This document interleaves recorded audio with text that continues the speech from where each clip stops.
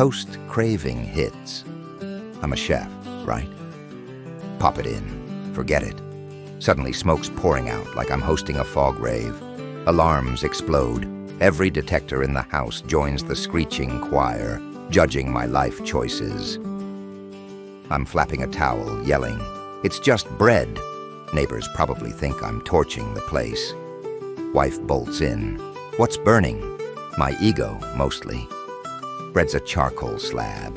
Kitchen's a haze. I'm coughing like I'm auditioning for a Dickens novel.